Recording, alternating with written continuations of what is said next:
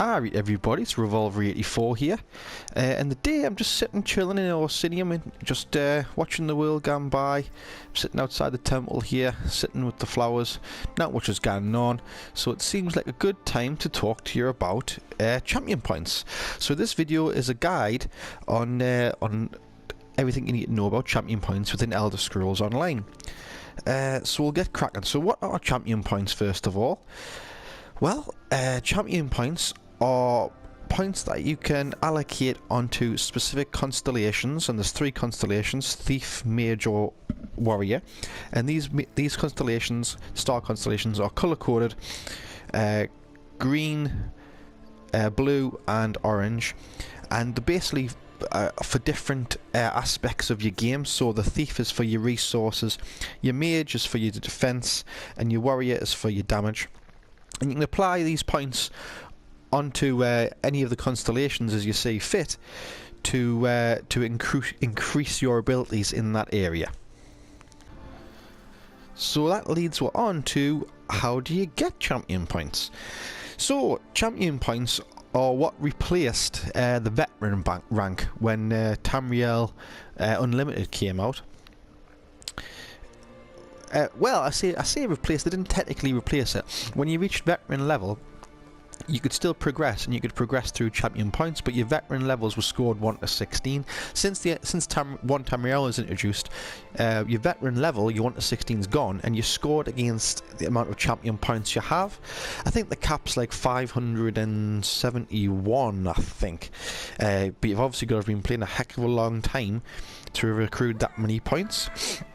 So how do you get them? So like I say, you reach what would have been veteran rank. So to do that, you've got to go through your normal level and levels 1 to 50, and usually that'll take you the entire main story to get from levels 1 to 50. You might be hitting what would be CP rank, I guess, near the end of your first run of the story if you've progressed it from start to finish through your faction's zones. And obviously once you reach that point, it opens up, and then they're available for selection. So now I'm going to show you how to put champion points against your skills. So what you do is you click on your options button. Brings up your options buttons here, and you'll now have, once you've qualified for it, this here saying champion with the little starry circly type of thing on the left hand side, which is your icon for your champion points. Click on that, and there's your constellations we talked about earlier. So there's your green, which is your Thief, there's your blue, which is your Mage, and there's your sort of orangey reddy colour, whatever it's supposed to be, for your Warrior.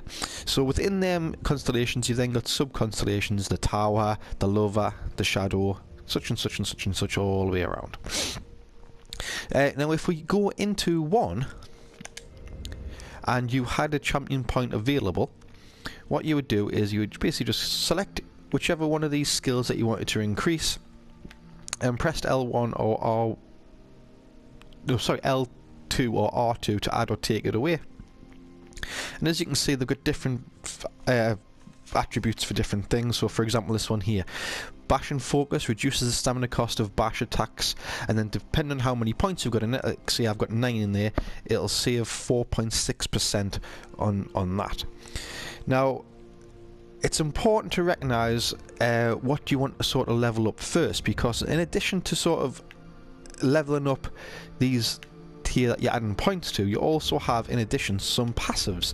So what I mean by passives, these ones here in the top, that they aren't selectable with champion points. They are only unlocked when you get to a certain champion point level. So you see on the right hand side there, it says unlocks at the apprentice rank 75.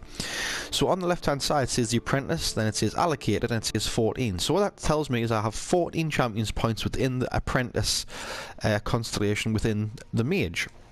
Now if I got that allocated from 14 to 75, this passive here would become unlocked, and I would permanently have that in addition to any point allocations are placed on these ones here. So you only needed that one-off time to reach 75. You can redistribute them, and if you drop below that 75 you lose it again. But why on earth would you want to do that? You'd have to have really done something wrong to want to redistribute all your champion points, to be fair, you're doing something really wrong. Or you completely want to change your player style and you want to go from one of your classes to a different class, so you want to go from tank to healer or whatever. That's the only time you really want to justify doing that. But it's a big faff on. Unless you're really not comfortable with your character, or you really fancy a change, no one's going to do that, to be fair.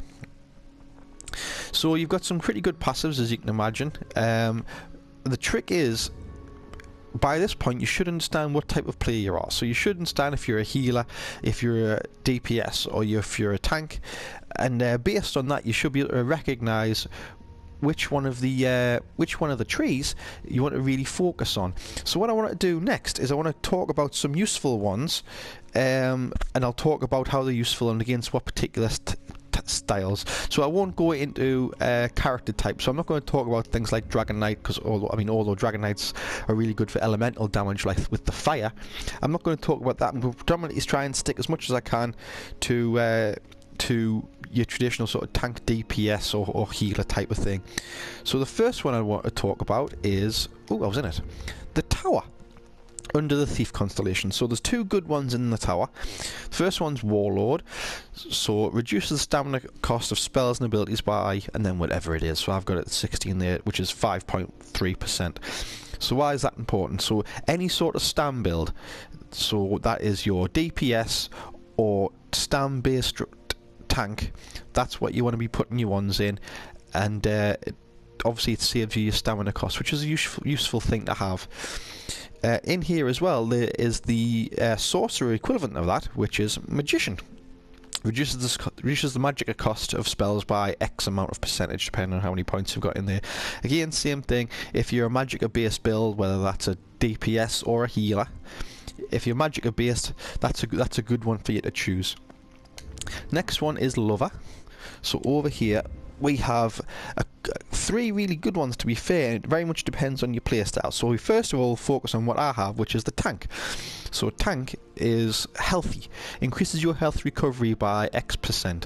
So that is really important. If you're taking damage constantly all the time, as tank's supposed to do, you want your health to recover as fast as possible, so that's a really useful one to have. And as you can see, I've got 17 of the 46 points in there allocated just to healthy.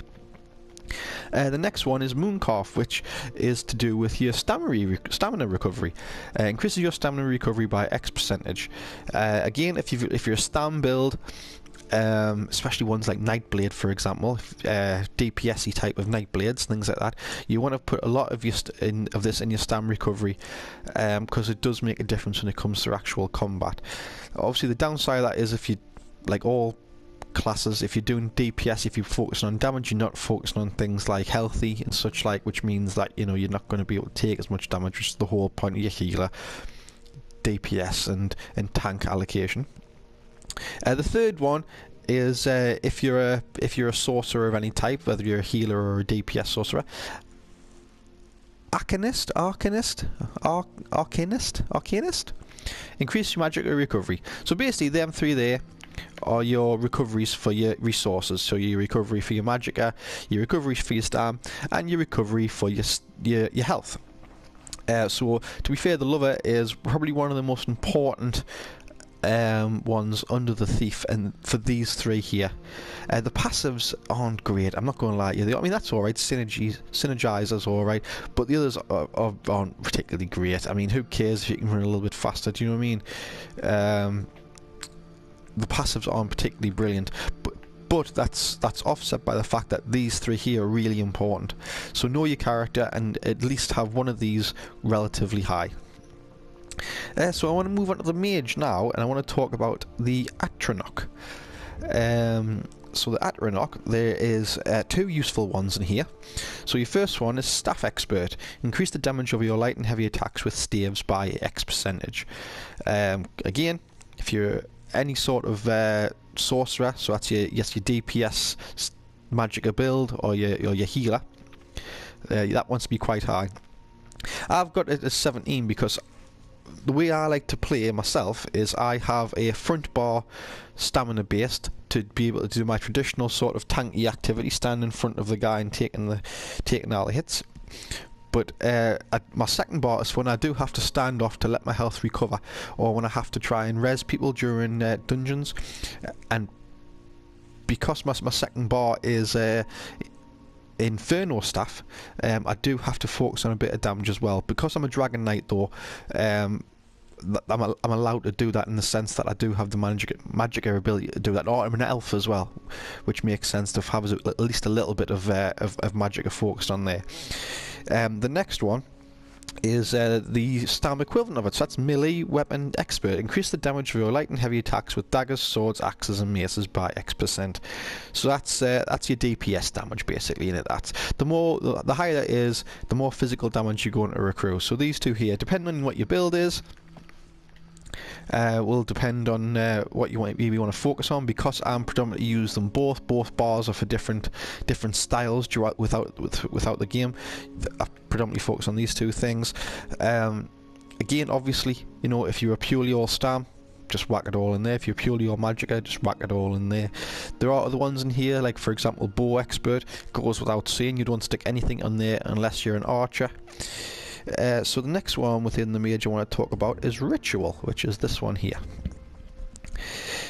So there's two good ones within ritual. So first one is mighty.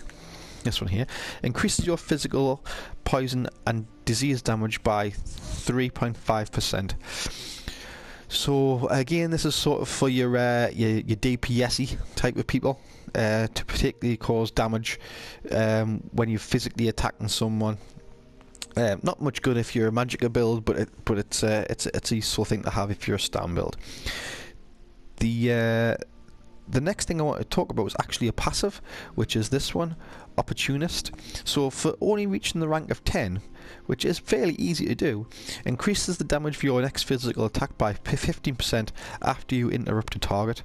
Now, especially if you're a tank, especially if you're a tank, that's useful because you're going to be always interrupting enemies when they're getting ready to attack you, interrupting a target. So to be able to interrupt a target when they're just about ready to attack, stun them or knock them off balance, and then have 15% increase in your next attack. What you do is you knock them off balance, stuns them, you heavy attack it, and then you get an extra 15%. And if you get your critical on top of that, which you know is a good chance of doing it if you get your high crit level, like mine's usually no lower than 15%, even though I'm a tank. I mean, don't get us wrong, I couldn't go any higher, but if you've got a high crit rate, that is even more significant again. So that makes a big difference. And there is one in the warrior I'd like to talk about, which is the lady. So where's the lady? This one here. So there's two good ones in here.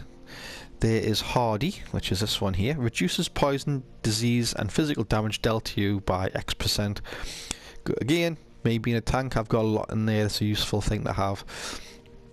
And the other thing is, again, it's a passive, but it's purely because of me being a tank, and I'm really trying to get it, is Shield Expert. Increases the armor of equipped shields by 75%. Let that sink in for a minute. 75%. Increases the armor of equipped shields by 75%. I'm aiming for that. In fact, the last match, the last warrior champion point I put on, I accidentally put it in the wrong place. I'm not too worried. I'm not going to bother redistributing for the sake of it just to get that. I'll wait until it comes round again. But 75% for having a sword and shield, man. If you're a tank, that is awesome. Any sword and shield person, even if you're a DPS-y, any sword and shield person should really be going for that, for the sake of getting 30 champion points in a tree that you're going to be using anyway. You know, I mean, alright, you're not probably not going to use it if you're focused on like light armor and such, like that goes without saying, but you've got thick skin there, you've got elemental defender, you've got things that you could put in to get your passive up to 30 to get that. So if you're using sword and shield, that is definitely one for you to consider. So I hope that's sort of been a benefit for yourselves. I hope you get the idea on why champion points are useful, how to allocate them, how to qualify them, and I've given you some, at least a starter anyway, of some useful ones to consider when you're filling it out. Keep in mind, for whatever, when you're coming to doing it yourself, that you shouldn't just be sticking them into random things You should be always considering what your character is, what you're trying to achieve with your character, the way you play, and allocating them appropriately. So for example, what we talked about earlier, bow expert. Don't go whacking things in bow expert if you don't use a bow, goes without saying. Don't stick things on magicka based activity like magicka recovery and things like that if you don't use magicka. Use a bit of common sense. Like I say, for myself, who has two different front and back bars, I've tended to spread it a little bit out of necessity, out of the playstyle. If I really wanted to, and I wanted to change my entire style to be purely being stam tank, you know, the option is there to redistribute, but then I would have to go back and redistribute all my attribute points as well, and all the skills that I have. I'd have to have a good look at my second bar, and it's not for me. I'm happy with my playstyle as it stands at the minute. I contribute a lot. I'm usually the last one standing in any dungeon when things go wrong, so I must be doing something right. So yeah, it's an important element to have.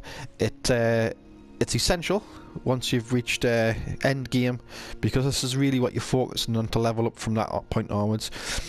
There are quite large percentages at the start, but obviously then the drop, so you might be getting an entire 1.5–2% for your very first champion point, and then it reduces down to the point where you're progressing by 0.2% and 0.1%. Which might not sound a lot, but keep in mind that you always have them passives, so you might want to have that moment of thought where you think, right, well, if I put this 1 point on, okay, I'm only going to increase one of my skills by 0.01%, which isn't very significant, but I'm going to unlock a passive which is going to make a significant difference to my overall ability, so it's always worth keeping that in mind.